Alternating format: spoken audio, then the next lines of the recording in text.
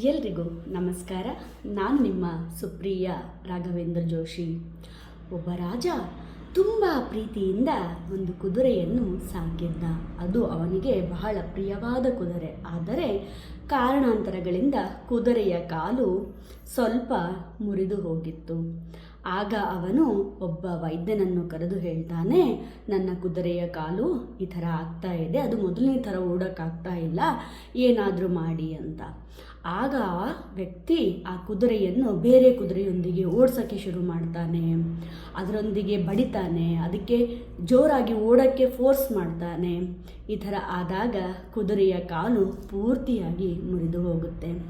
ರಾಜನಿಗೆ ಕೋಪ ಬಂದು ರಾಜ ಅವನನ್ನು ಕೆಲಸದಿಂದನೇ ತೆಗೆದು ಹಾಕಿಬಿಡ್ತಾನೆ.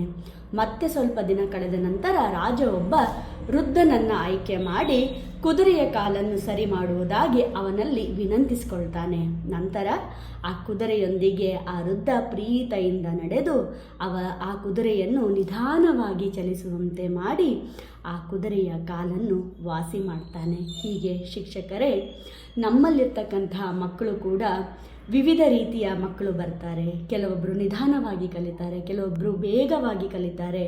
ಹಾಗಾಗಿ ನಾವು ಇಲ್ಲಿ ಆ ಮಕ್ಕಳಿಗೆ ತಕ್ಕಂತೆ ನಮ್ಮ ಬೋಧನೆಯನ್ನು ಬದಲಾಯಿಸಿಕೊಳ್ಬೇಕಾಗತ್ತೆ. ಅದೇ ಒಬ್ಬ ನಿಜವಾದ ಶಿಕ್ಷಕನ ಕರ್ತವ್ಯ. ಹೀಗಾಗಿ ದಿನಕ್ಕೊಂದು ಬದಲಾವಣೆ. ನಮಸ್ಕಾರ.